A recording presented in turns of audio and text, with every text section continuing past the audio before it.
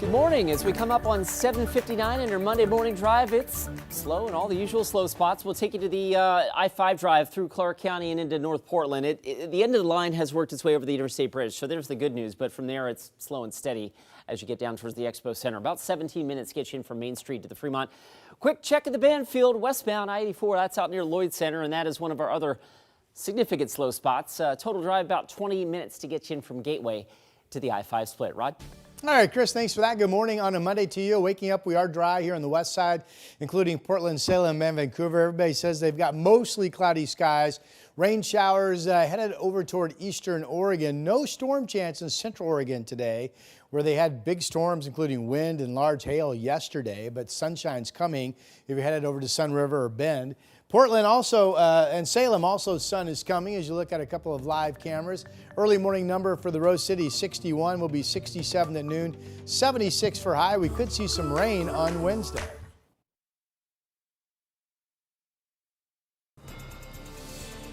Now at 8 o'clock, 2 people hit in 2 separate crashes overnight in 2 different parts of Portland. One of them died at the hospital. We'll have the latest on both crashes in our top story. Plus, a woman in Salem says she's left feeling helpless after being hurt in a hit-and-run crash. What the owner of the car that hit her told police and why no one's been arrested yet. And it kicked off last Friday, but this week it's in full swing. Talking about this year's KGW School Supply Drive. Coming up, we're going to explain exactly how your donations will help thousands of kids and students and teachers. Kids and students are kind of the same thing, but I used to tell you those kids and teachers are all going to benefit from this year's drive. We'll explain how coming up.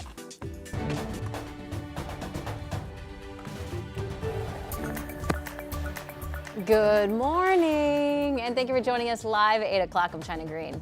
And good morning to all the kids and students and teachers who are watching us this morning as well. I'm Drew Carney. Look at those 2 guys. We've got Chris McGinnis and Rodney Hill standing by, ready to talk weather and traffic for us. Yeah, more comfortable weather coming. What a run. It was 80 on Saturday. It was 74 in Portland yesterday. And today I have us in the mid-70s. So that's really incredibly comfortable weather for the first week of August. Here are the clouds from Schnickwiz Casino Resort in Lincoln City. Handful of folks out taking an early morning stroll on the beach. 54 is the early morning number. Afternoon sun is expected. Here are the clouds over downtown Portland, 61. Afternoon sun is expected.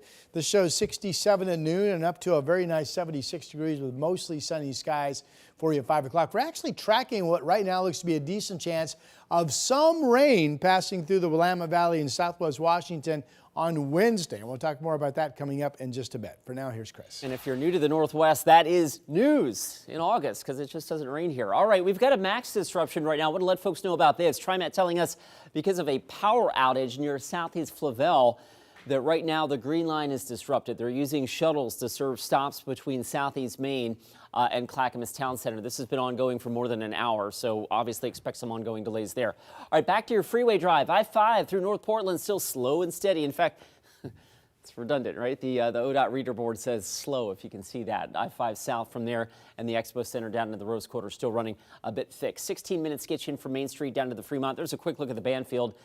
Nothing quick about that. That's the inbound drive right near Lloyd Center. All 3 lanes pretty heavy.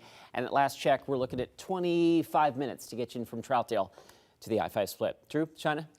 Thank you, Chris. Our top story this morning, 2 pedestrians were hit in Portland crashes overnight. Yeah, one of those people died. The crashes happened in southeast and northwest Portland. Sunrise reporter Thomas Schultz joins us live from the scene of the fatal crash in Northwest. So Thomas, what else can you tell us this morning? Well, guys, the crash here happened at 11:20 right behind me at Northwest Yawn and 44th Avenue. Once police officers arrived on scene, they found a pedestrian seriously injured. Paramedics also arrived to the area, transporting that person to the hospital. That's where police say that person later died. Police say the driver involved remained at the scene and cooperated with the investigation. During that pedestrian crash, Northwest Yawn was closed between Northwest Express Avenue and St. Helens Road. About an hour and a half before that, Portland police responded to another crash in southeast Portland. That was on Southeast 122nd and Ash, where a pedestrian there was also hit by a vehicle. Once police arrived, they found the pedestrian there seriously injured. Paramedics transported them to a nearby hospital with life-threatening injuries. The driver in that investigation also remained on scene, cooperating with police officers. During the investigation, Southeast 122nd was closed between East Burnside and Southeast Stark. Police are asking anybody with information about either of these two crashes to contact the Portland Police Department as soon as possible. Drew, China. Thomas, thank you. Meantime, Portland police are also investigating a shooting in Oldtown over the weekend that sent 2 people to the hospital with serious injuries. It happened early Sunday around 2:30 in the morning at Northwest 4th and Cooch. KGW's Jake Holter brings us more from Old Town. Gunshots rang out early Sunday morning after an Old Town bar closed. Police say the shots came from a crowd of around 100 people in a parking lot. 2 victims were found on scene, a male and a female. But when officers tried to help them, they say around 50 people tried to push past them, quote, significantly outnumbering them. It is really, really unfortunate, and I wish that the 2 people are going to be okay. James lives in Old Town and works at Charlie's Deli, right near where the shooting took place. I don't want to lie and say that I haven't noticed the uptick in violence in the city the last couple years. It's definitely there, but I feel like it's all over the city and honestly all over America. He says while incidents like this are scary, it hasn't deterred him from Old Town. I personally feel safe, and I don't feel like incidents like this happen every single day or too often to where it should keep people away from downtown. Both victims were taken to Legacy Emmanuel Hospital, where officers responded to a lockdown after a couple dozen people were trying to get into the emergency room and acting, quote, hostile towards hospital security officers. Police say the man's injuries are critical and the woman's are believed to be non-life-threatening. That was Jake Holter reporting. It's still unclear what led up to the shooting. Detectives are asking anyone with information or evidence to come forward. Over on the east side of Portland, police arrested a man in the Hazelwood neighborhood after a standoff that lasted roughly 8 hours. Police say 51-year-old Robert Engelsman climbed onto the roof of a building on East Burnside Saturday morning and then refused to come down. The standoff started around 7:30, and Engelsman didn't surrender until about 3:30 in the afternoon. He now faces multiple charges, including domestic violence and felony strangulation. A 1-year-old is safe this morning after someone stole a car in Portland with the baby inside and then drove it to eastern Oregon. The Gillum County Sheriff's Office says the suspect stole the car Friday afternoon. Deputies used an Apple AirTag to track it going east on I-84 and arrested the suspect at a truck stop in Morrow County. The baby was found and was not hurt. Portland police are investigating a shooting call that turned out to be fake. There was a large police response just before 10 Saturday night at a home near Northeast 165th and Russell. Police told us that a person called the non-emergency line and claimed to have shot multiple people. Officers were not able to find the person who called. And Portland police are trying to figure out how a car ended up in the Columbia River and what happened to the driver. Deputies were called to Northeast Marine Drive and 122nd around 8 a.m. Saturday. They found a car on its side, but no driver. They say there is a possibility that the driver may have died, but they're still investigating. If you know anything, call Portland Police. Fire officials have dropped all evacuation orders for areas impacted by the Berdoin fire burning on the Washington side of the Gorge in Klickitat County. That fire is now 94% contained. Interior of the fire lines, there will continue to be smoke that's produced for days or potentially even weeks as hot spots get reignited with wind or dry conditions. So it should be expected that if you're traveling in the fire area, you will see smoke for the foreseeable future. About 250 crew members are still working this fire, focusing on flare-ups that threaten homes or fire lines. When the Berdoin fire was at its peak, about 1,000 firefighters were on the job.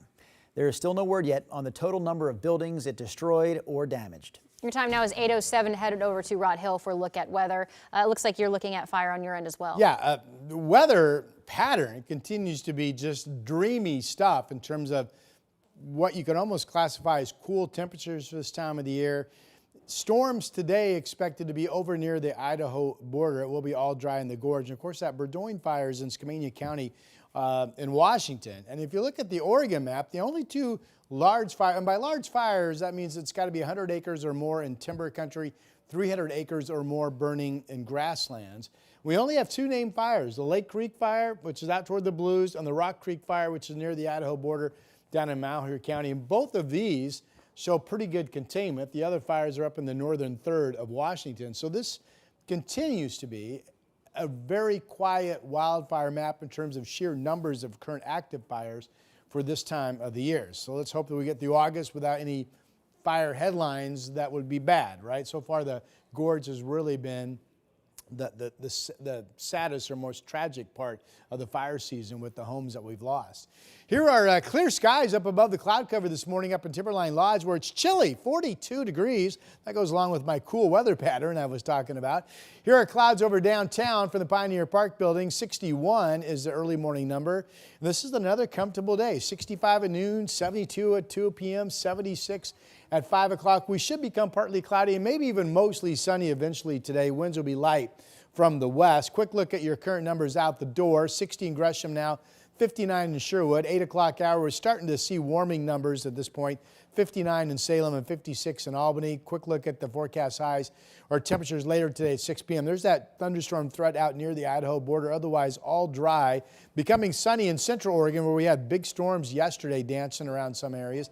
Portland 76 today, 77 tomorrow. Wednesday, we could actually see a cloudy day with an ongoing threat of some rain showers in the area. After that, we warm up. I've got us back up to near to into the 90s this upcoming weekend, as you can see. Here's Chris. My kids are already eyeing the pool next weekend. Let's get you out the door with a quick look at the trip over the west side. We are improving on the Sunset. That said, it's still pretty slow at the Sylvan Hill. From there, you're puttering along at about 20 miles an hour coming down the hill and into the tunnel. Over on the east side, westbound I-84 still a little tight coming in from the Gateway District.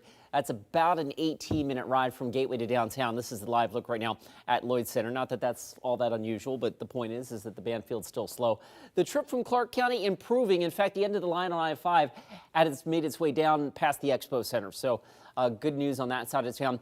A reminder from TriMet that the Max Green Line right now is still disrupted with some delays as they use shuttles to serve stops between Southeast Main and Clackamas Town Center. Guys, TriMet telling us that's because of a power outage on Southeast Flavel.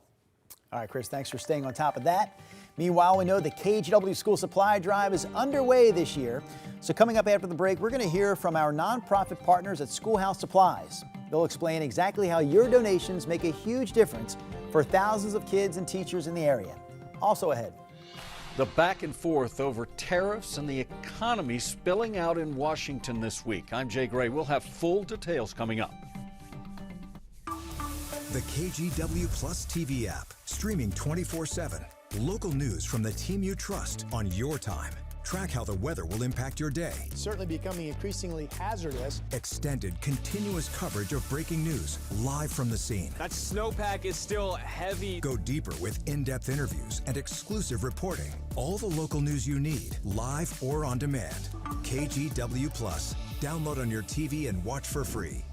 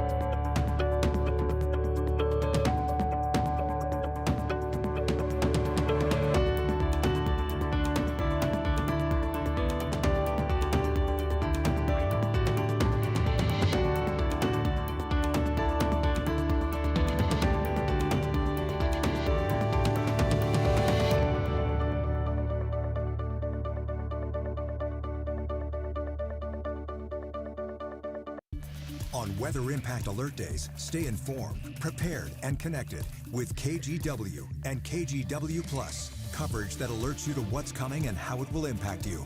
Watch extended weather coverage on KGW Plus. The KGW Plus TV app, streaming 24/7. Local news from the team you trust. Track how the weather will impact your day. Breaking news, live from the scene. All the local news you need. KGW Plus. Download on your TV and watch for free. We've been talking about this all morning long. The 18th annual KGW School Supply Drive is well underway at this point. Every year, by partnering with Schoolhouse Supplies, the drive is able to help thousands of kids go back to school with all the supplies they need. Christine Pinawans visited the nonprofit to see what happens to all the money and supplies that you donate. She's kind of a little full right now. It is packed here at the Schoolhouse Supplies free store in Southeast Portland. See my warehouse. It looks like the closet that you're just like, let's just put it over here. We'll put it over here, and we'll get to it in a little bit. Yeah. Program manager Emily Stumpf showed us around, and this spot is stocked with supplies. We are very prepared for the start of the school year. During the year, teachers from schools where at least half the students qualify for free and reduced lunch can show up once a month to get anything. Ranges from backpacks to spirals. The KGW School Supply Drive has partnered up with Schoolhouse Supplies to send more than 15,000 kids back to class with all the tools they need. For 25 years, we've been providing free school supplies to underserved kids. And we are proud to be the charity partner for the KGW School Supply Drive.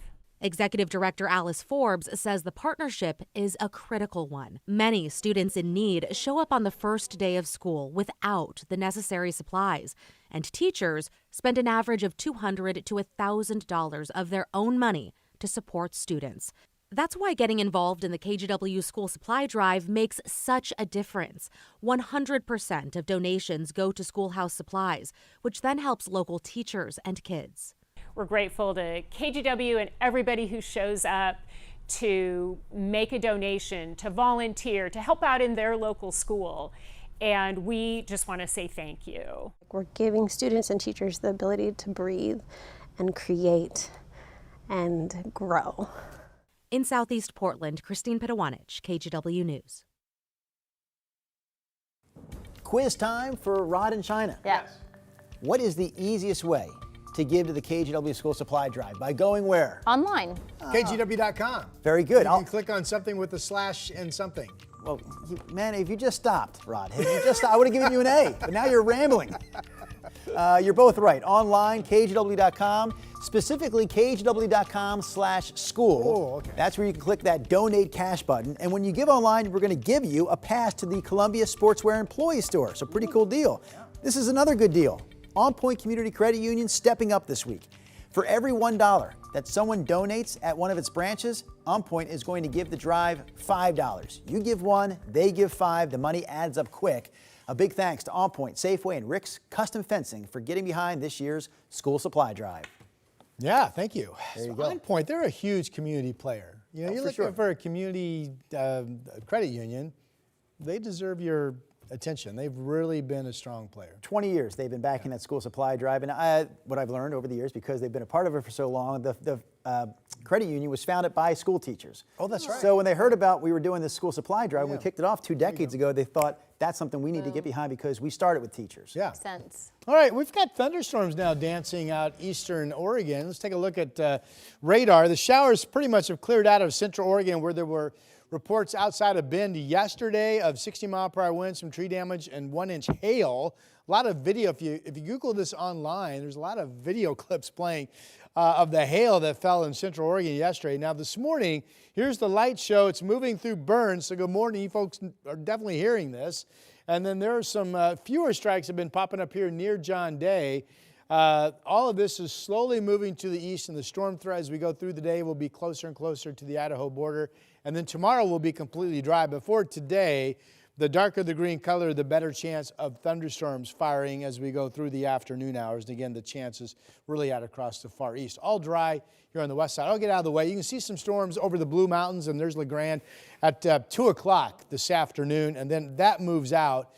And then tomorrow, everybody's dry in the morning. Tomorrow's another partly cloudy, really pleasant day temperature-wise. And then there's actually a wave of deeper moisture coming in off the Pacific tomorrow night into Wednesday, and we could actually see some rain here in Portland. This is a scattered shower chance.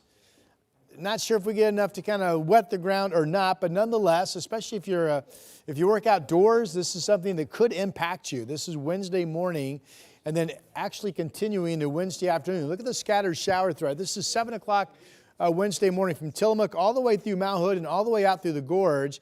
And then the shower threat continues at noon, and there could be some, it looks like embedded heavier showers potentially.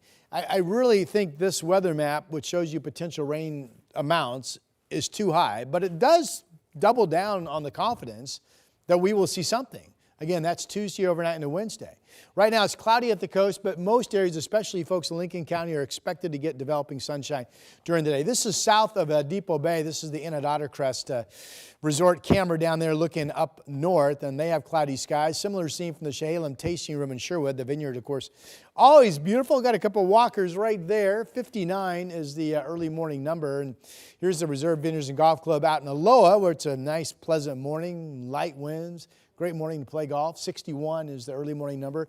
Kelso's cloudy and 60. The Dow's partly cloudy and 63 this morning. 50-degree temperatures out across the east. The coast, as I mentioned, most areas looking to become at least partly cloudy this afternoon. Temps will be in the 60s. Valley numbers today in the 70s. Again, we were only in the mid-70s yesterday in Portland, and we'll be in the 70s today, and that's with developing sunshine.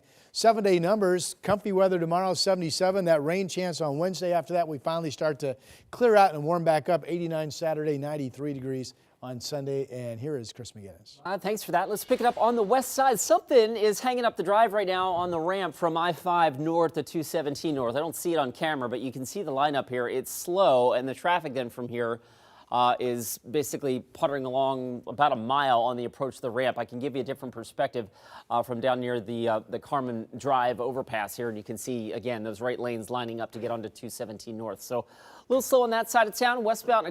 Eastbound. Highway 26, still heavy to Sylvan Hill. Your drive times shape up like this. Right now, it's just shy of 20 to get you in from Hillsborough on the inbound Sunset. A reminder, again, we've been following this for the last hour and a half. TriMet telling us that because of a power outage on or near Southeast Flavel, that right now the Max Green Line is disrupted. In China, they're still using shuttles to serve stops between Main Street and Clackamas Town Center. So obviously expect delays moving forward. We'll keep you posted. Thank you, Chris. Still ahead, a wildfire in Utah has exploded to more than 61,000 acres. The latest on its containment ahead in your national headlines. KGW Plus TV app, streaming 24/7. Local news from the team you trust. Track how the weather will impact your day. Breaking news, live from the scene. All the local news you need. KGW Plus. Download on your TV and watch for free.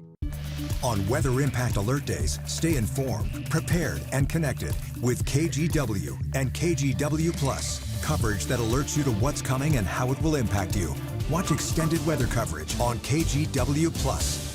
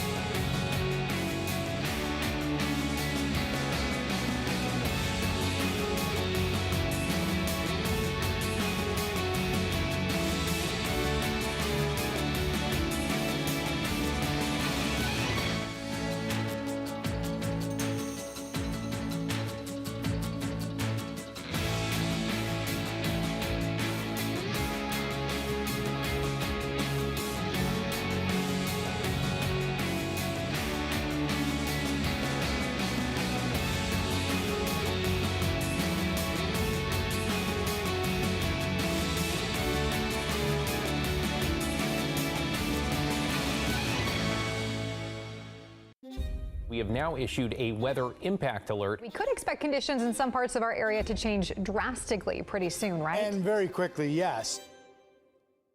This is significant rainfall coming our way. You'll definitely want to be extra cautious. Certainly becoming increasingly hazardous. We've got the potential for some tree limbs or even trees or power lines to come down. Of course, when you hear thunder, it's always best to take cover. On Weather Impact Alert Days, stream extended coverage on KGW Plus. The European Union said this morning that it would delay its so-called retaliatory tariffs on U.S. goods by 6 months as both sides implement their framework trade agreement. It comes as President Trump's on-again, off-again tariff plan is set to take effect beginning Thursday. NBC's Jay Gray has the latest. The tug-of-war over tariffs could reach a tipping point this week. This is truly the dawn of the golden age of America. President Trump's controversial strategy to reframe the U.S. and in turn global markets by imposing steep import taxes on dozens of international trading partners set to take effect Thursday. The president will decide what the president decides, but the president likes those deals. For the deals that aren't ready yet, they're going to get the reciprocal rates soon, And then we would expect that there might continue to be negotiations with those countries. Some economists warning the higher tariffs could hit consumers. Prices are high and they're going to continue to be high, with the possibility of slowing the economy, leading to inflation, and leaving American businesses to pay the tab. Businesses are having to take a cut to their margins and eat some of this right now, simply because consumers are really just not standing for it. Especially concerning on the heels of a weak jobs report. The president, without sharing any evidence or data, calling the report rigged and firing the head of the Bureau of Labor Statistics. We'll be announcing a new statistician sometime over the next 3-4 days. We had no confidence. I mean, the numbers were ridiculous, what she announced.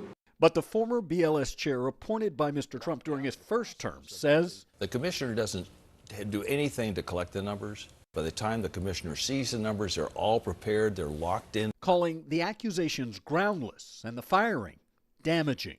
Now, the White House says even before the latest tariffs kick in, new import taxes have already raised billions of dollars. Citing analysis from the Yale Budget Lab, Democrats push back, claiming the tariffs will cost the average American family more than $2,000 a year. Jay Gray, NBC News, Washington. Now to your morning rush. Democratic lawmakers in Texas left the state Sunday to block a Republican-backed redistricting plan supported by President Trump. The proposal could eliminate 5 Democratic U.S. House seats ahead of the 2026 midterms by leaving Democrats temporarily halted. The vote Republicans say that their redistricting fixes racial gerrymandering. Democrats argue that it would suppress minority voters. The Monroe Canyon fire in Utah has exploded to more than 61,000 acres, making it the largest in the state. Rough terrain, high winds, and dry fuel are making this really difficult for fire crews to tackle. Cause of the fire is still unknown. And about 3,200 Boeing workers in Missouri walked off the job at midnight after voting down the company's 4-year contract offer, which included a 20% pay bump, better vacation, and sick leave. The union released a statement saying in part that the members, quote, deserve a contract that reflects their skill, dedication, and the critical role they play in our nation's defense. The workers who walked out are responsible for building fighter jets and missile systems, and that's your morning rush. People will gather downtown by the thousands, and they will sit at our community tables. They will order food. And coming up in our next half hour, protesters sweeping through downtown Portland over the weekend and why some business owners say that's a good thing.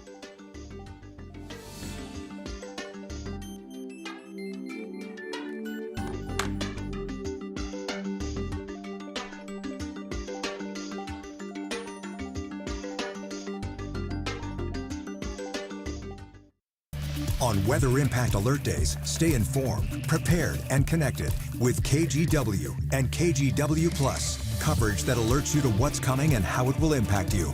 Watch extended weather coverage on KGW Plus.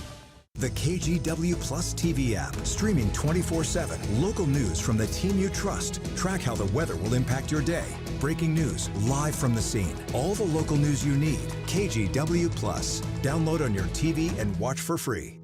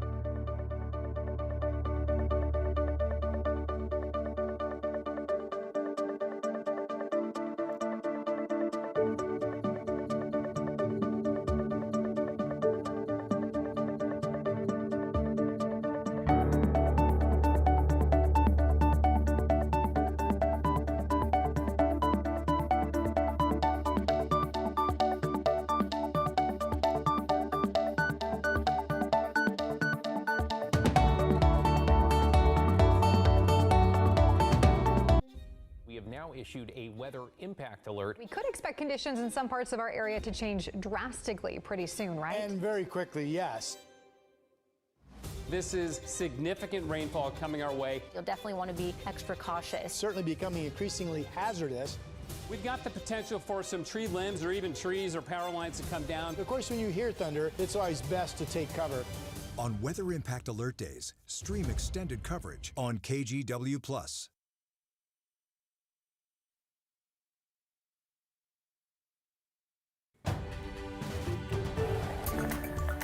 Good morning, I'm Drew Carney. Portland police are investigating a shooting in Oldtown over the weekend that sent 2 people to the hospital with serious injuries.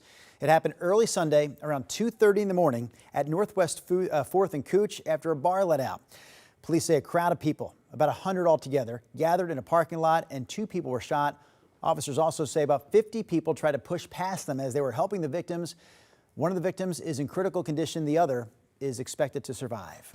All right, Rob, what do you have for us in the Weather Center? Hi, good morning. We are watching showers out across eastern Oregon, including some embedded thunderstorm activity. These showers individually moving to the north toward the Blues this hour. The entire area, though, will be gradually sliding east toward the Idaho border as we get marching into the afternoon hours. Otherwise, we're all dry right now. We have mostly cloudy skies, coast and valley here on the west side of our state. Portland's at 61.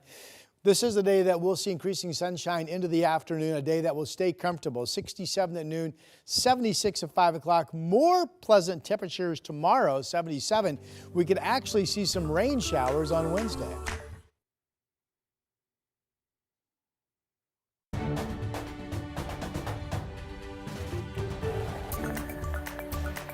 Good morning. Mark your calendars because NASA says a total eclipse of the sun that will last more than 6 minutes and 23 seconds at its peak will take place 2 years from now on August 2nd, 2027.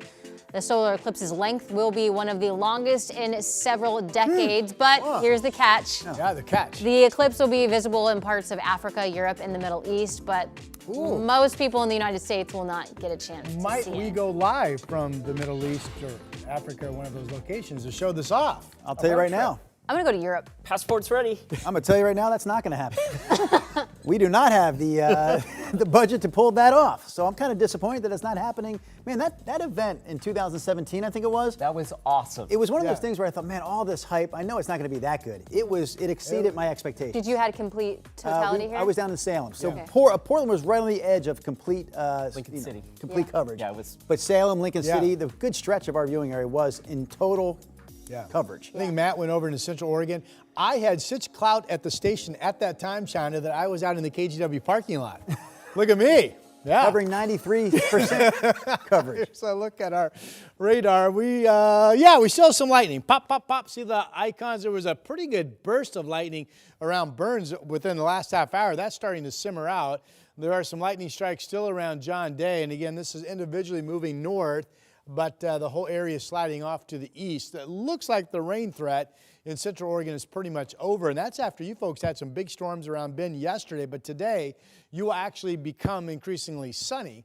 And Portland should become increasingly sunny as we get rolling through your Monday as well. But it is an overcast start up and down the valley and over at the coast this morning, 61 degrees. It's clear when you get up higher at Timberline this morning.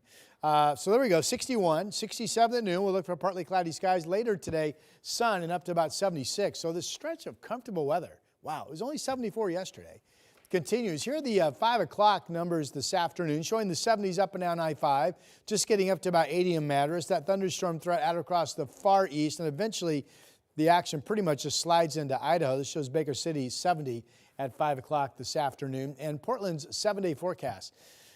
76 today, 77 tomorrow. That could be 3 days in a row of only in the 70s, and Wednesday could be 4 days in a row because it was only 74 yesterday. Models love at least some scattered precipitation in the area Wednesday. We'll see how much rain we get or don't get. After that, we turn the corner and we start to warm back up with more of a sunny pattern. 85 Friday, nearing 90 on Saturday, and 93 degrees on Sunday. Here's Chris. Got to soften up the greens a little bit before they turn to concrete again this weekend. All right, let's get you out the door. Right, a heads up for Max Green Line riders. TriMet still reporting this power outage near Southeast Flavel. And for about the last 90 minutes or so, the Max Green Line has been disrupted. They're using shuttles right now to serve stops between Southeast Main and Clackamas Town Center. All right, back to your freeway drive. Something's hanging up the drive on the ramp on the 217 flyover. This from I-5 northbound to 217. I don't know if it's a crash or a disabled vehicle or what, but traffic does appear to be a little extra thick there as the right lane from Carmen Drive up towards 217 slows. So plan an extra minute or two there. Obviously, the live look shows that it's a little thick on that side of town. Inbound Sunset still heavy at the Sylvan Hill. And at last check, our drive coming in from the west side from Hillsborough, about 22 minutes, Brookwood Parkway to downtown. Drew, China. Thank you, Chris. Our top story here at 8:30. 2 pedestrians were hit in crashes overnight. One of them died. The first crash happened at 11:20 last night at Northwest Yon and 44th Avenue. Once officers got there, they found a pedestrian seriously injured. Paramedics transported the pedestrian to a nearby hospital where they later died. Police say the driver involved remained at the scene and is cooperating with police. About an hour before that, Portland police responded to another crash in southeast Portland on Southeast 122nd and Ash. A pedestrian was hit by a vehicle. Paramedics transported them to a nearby hospital with life-threatening injuries. The driver of that investigation also remained on scene and is cooperating with police. A Salem woman says her life has been turned upside down after she was hit head-on just over a week ago. The crash totaled her car and left her badly injured. And as KGW's Jake Holter explains, police are still looking for the person behind the wheel of the other car. I saw the black car and I thought my life was over. Teresa Briggs sharing with us her experience being the victim of a hit and run. My life is completely turned. I no longer have a vehicle. I house at-risk youth. I can't transport them to and from their appointments. I'm scared to drive. In the early morning hours last Sunday, crews arrived on the scene of a head-on collision near the intersection of Broadway Street Northeast and Dr. Martin Luther King Jr. Parkway in Salem. Teresa taking us to the scene.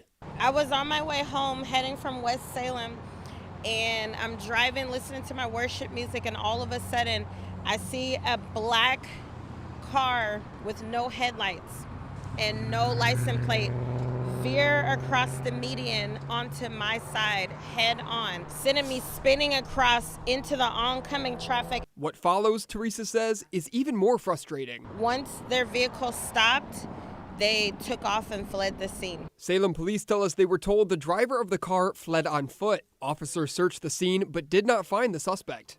The owner of the car, who police say was a passenger in the car along with another passenger, remained on scene. According to the police report, the passengers said they let a stranger who wasn't drinking drive them home from the bar and that they did not know his name, which police noted sounded improbable. The police report adds, quote, "Despite improbabilities and likely lies, I was unable to prove who was driving the vehicle at the time of the crash." I don't feel helped by the police department at all. They have not made any arrests. No citations were issued. At last check, Salem police say there are no leads on the identity of the driver. Their investigation remains open. By the way, one more note to that report there, Jake Holter, of course. There is a GoFundMe set up to help Teresa, and you can find a link to that fundraiser in the online version of this story at KGW.com. A 72-year-old man is in custody for allegedly shooting and killing another man at a home near Happy Valley. It happened Friday evening at a home on Southeast East Hampton Street. Deputies say a woman reported her husband had been shot. When they got there, they found 72-year-old David Jurgensen standing outside the house and arrested him. Deputies have not released the name of the man killed, but they say that he was 36 years old and that he knew Jurgensen. Every day is pretty much a struggle right now. Just trying to look at the positives, though, but it's hard. People in Clackamas County town are coming together to support 2 local families in need. In late June, a fire in Gladstone destroyed the homes of the Proskys and severely damaged the homes of the Ritzes. Yesterday, a local business, the Arlington Tap House, held a benefit with a portion of the proceeds going to the families. It's been the only upside of this whole thing is like we've felt so loved. Yeah. You know, you don't want to find out this way, like that you're loved by your community, but that has been like the, most silver lining to this whole thing is. Today, a silent auction goes live to further help the families cover costs that insurance won't pay for. Protesters upset about President Trump's policies marched through downtown Portland on Saturday. A small group started gathering around noon at Waterfront Park for a Rage Against the Regime rally. This happened over the weekend, all against the policies of the Trump administration. I don't like that he's having ICE agents with masks just rounding people up. So that's not America. We need to stop that. Go back to the way we used to be. This weekend's protest did remain peaceful downtown. Meanwhile, some businesses downtown tell us that they are happy to see protests come back. We spoke with the community manager at the Midtown Beer Garden on Southwest 5th. She says that they made safety plans earlier this year when they heard massive anti-Trump protests were planned for downtown. But not only have the protests stayed peaceful, they've been a huge boost in business apparently. It was amazing. We actually weren't quite prepared for it, but now that we're going on our third protest on August 2nd, we're ready. So what we discovered was that people will gather downtown by the thousands, and they will sit at our community tables, they will order food, and we need to order more food. The owner of Kel's Irish Pub told us the same thing, but not everyone feels the same. Powell's Book says that they have a noticeable drop in customers on protest days. Scientists at Washington State University are putting out a warning about deadly blue-green algae in contaminated waterways. They say it's extremely dangerous for pets who swim in contaminated lakes and creeks this time of the year. Algae blooms grow in warm and stagnant fresh water, including lakes and ponds, but they can also grow in neglected swimming pools. Blue-green algae is also dangerous for humans. In fact, scientists say exposure can lead to rashes, brain injuries, and liver failure. Your time now is 8:39, and I think a lot of people won't be going in the water. We'll talk about that later, but I guess we're going to traffic now. Chris. Yes, let's talk about, I want to give you an update on the Max Green Line, by the way. Just hearing this from TriMet that the Max Green Line service has just been restored, although they say delays could be upwards of 15 minutes for the next little while as those trains get rolling again. There was an earlier power outage, TriMet reports, near Southeast Flavel, the reason for that earlier disruption. But again, Max Green Line service restored. Back over to the east side, I'm zooming in here. Traffic's actually zipping along just fine over the I-205 Glen Jackson Bridge. We had a report of some sort of a smoke investigation on Marine Drive. I don't see it on camera, but in any event, your drive zipping along just fine on that side of town. 14 minutes, the I-5 South Drive out of Clark County. The end of the line has made its way down into North Portland. And last but not least, guys, we still have something hanging up the drive out of Tiger, northbound into Southwest Portland. This is near Carmen Drive. The ramp up onto 217 northbound running a little thick. No reports of any crashes, but as always, we'll keep you posted. Thank you, Chris. Coming up, a concerning spike in whooping cough, with cases spreading fast just as kids head back to school. Why doctors are urging parents not to wait on vaccinating their kids against the infection. The KGW Plus TV app, streaming 24/7. Local news from the team you trust on your time. Track how the weather will impact your day. It's certainly becoming increasingly hazardous. Extended, continuous coverage of breaking news, live from the scene. That snowpack is still heavy. Go deeper with in-depth interviews and exclusive reporting. All the local news you need, live or on demand. KGW Plus. Download on your TV and watch for free.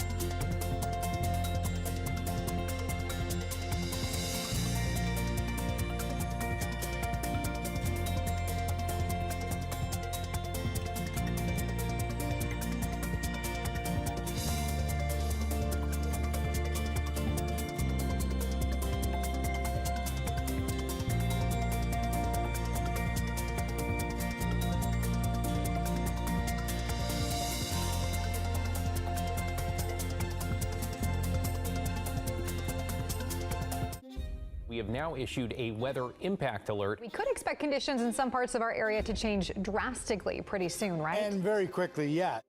This is significant rainfall coming our way. You'll definitely want to be extra cautious. It's certainly becoming increasingly hazardous. We've got the potential for some tree limbs or even trees or power lines to come down. Of course, when you hear thunder, it's always best to take cover. On Weather Impact Alert Days, stream extended coverage on KGW Plus. With just a few weeks to go before the start of the school year, whooping cough cases are reportedly on the rise in the U.S. At the same time, new numbers show more parents of kindergartners are opting out of vaccinations than ever before. Maya England has more. Cases of whooping cough spreading across the U.S., especially the Carolinas. And it's coming at a concerning time as millions of kids head back to classrooms. It can be a very severe disease. It's technically called pertussis, and it's a bacterial infection causing severe coughing. My hospital, we had no cases in 2023, 13 in 2024, and already this year, and we're only halfway through the year, we've had 27. More than 6 times as many whooping cough cases were reported last year compared to 2023, according to the Centers for Disease Control. How contagious is whooping cough and how dangerous is it? So first of all, it is quite contagious in very young children. As many as 2/3 will have periods where they stop breathing. About 20% of children who are young will get pneumonia.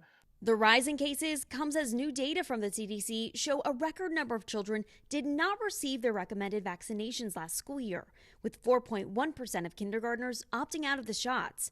Most of those vaccine exemptions were given to families citing religious or personal reasons.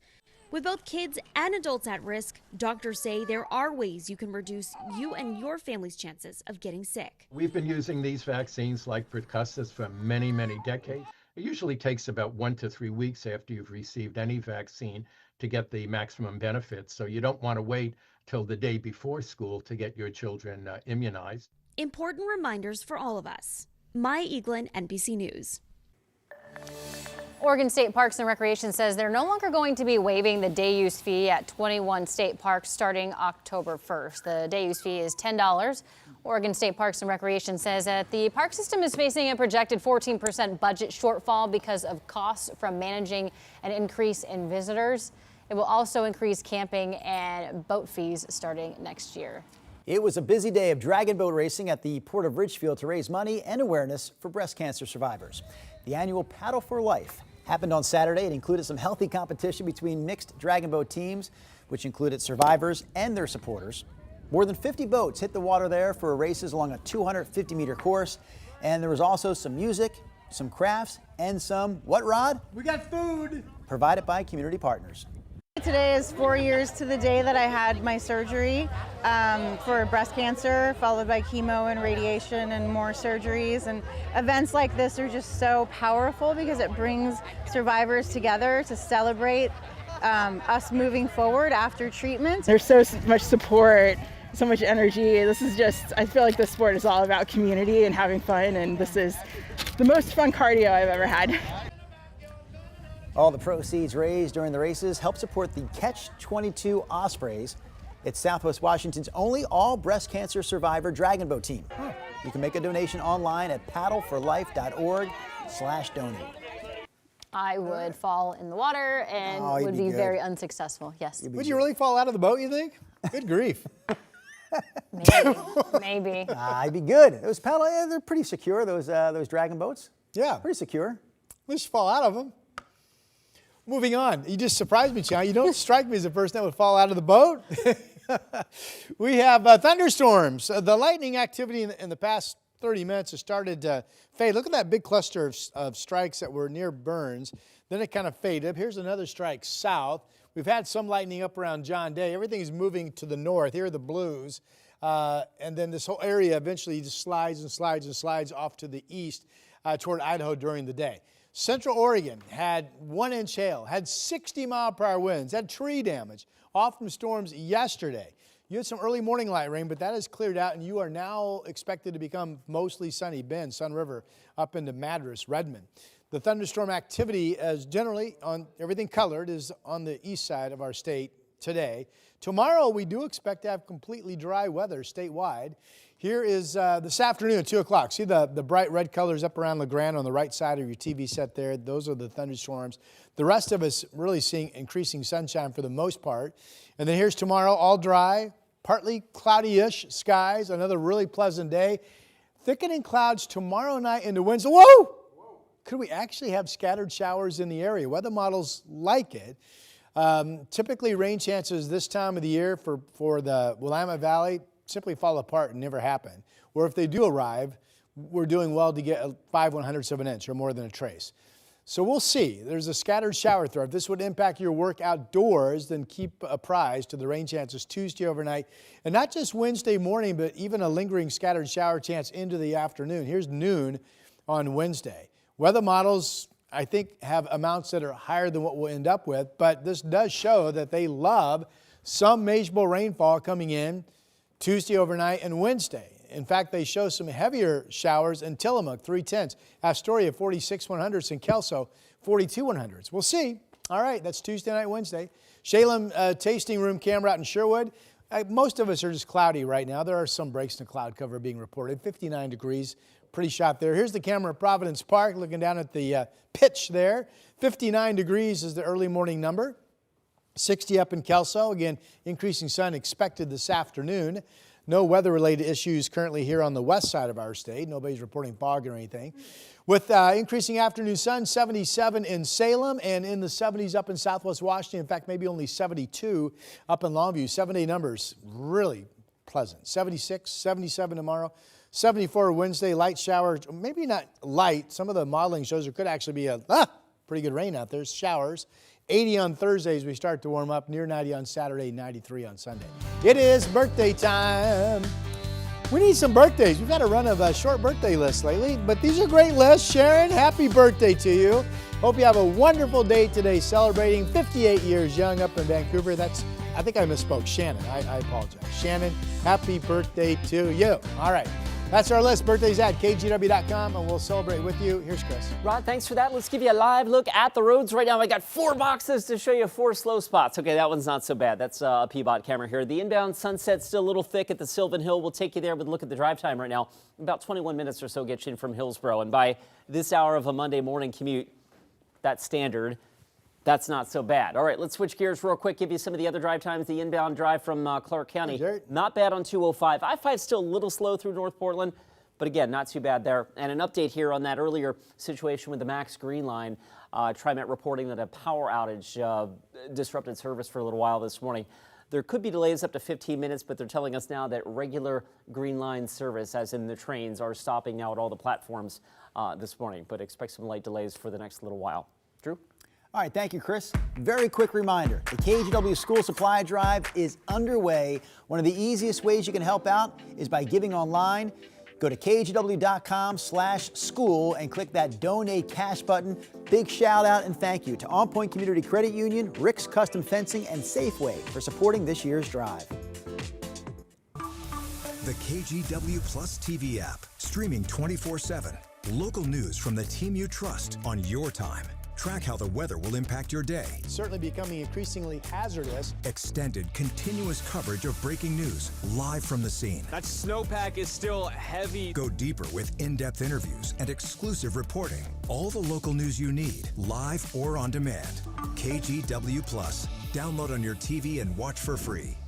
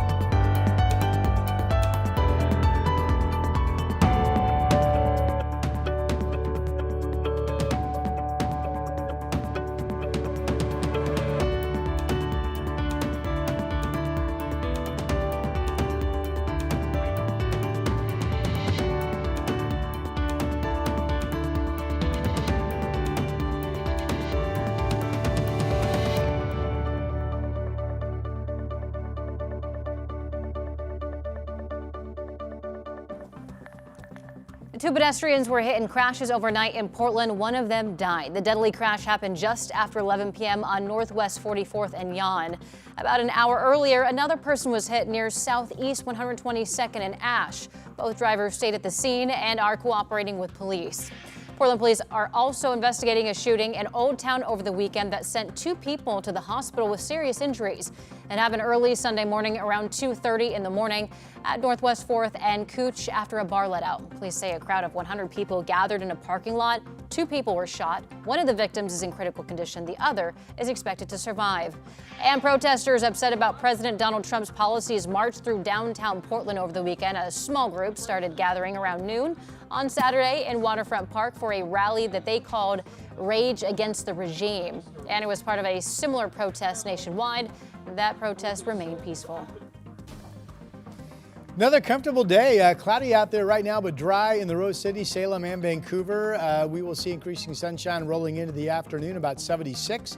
More comfort tomorrow, 77. And we could actually see some shower activity come in to the valley and the coast Tuesday overnight and Wednesday. We'll keep you updated on that. Let's pick it up on the freeway. I-405 northbound, a fender bender prior to the Highway 26 exit ramps over there on the right-hand shoulder. That is a really tough lineup anyway, coming off the Markham Bridge. So just, give an extra minute or two to get around that. That is no fun. Not a great way to start your morning. I-5 southbound, the end of the line has made its way to there.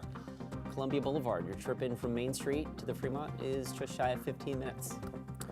All right, we talked about this earlier this morning. The Clark County Fair, well underway at this point. Hey-o! Ho! Self-promoted as the best 10 days of summer, the fair says it has something for just about everyone, from live music performances, bull riding, a demolition derby. They've got contests, they have the carnival.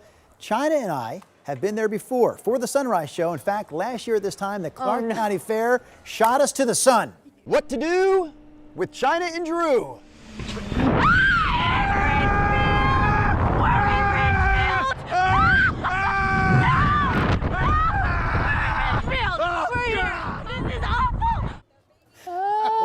Called? Oh boy! I call it the slingshot. They call it the. I think it is the slingshot. Big shot of the slingshot. Yeah. It's really. That's a big scream from the guy who doesn't scream. I told China. Yeah, I told her. I think I said I didn't scream. Yeah, and I was then we went back to the tape and "Excuse saw me?" I screamed the whole time. Yeah.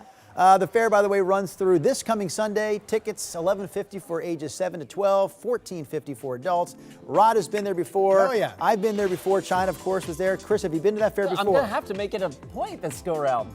I used to be the fair correspondent at KGW, and I will tell you honestly, you got the state fair for Oregon. Yeah. It's the biggest one in the state. Sure, yeah. The Clark County Fair is right there with Oregon State Fair in terms of things they offer, the amount of fun you can have. So I definitely recommend checking out the Clark. They got corn dogs. Fair. Corn dogs.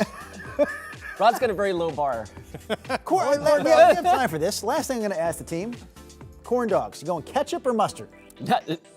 Not going at all. Not. I don't like corn dogs. Oh, Really? 0 for 2. Well, mustard, but here's the deal. You've got to have the little paper boat, they call it, to squirt the mustard into, to dip the dog into. If you just don't have get it in your packets, hand. it's a mess. It doesn't work. It's this kind of information that we provide you every day. You need to know. On the Sunrise Show. You can check us out every weekday morning right here on KGW Plus.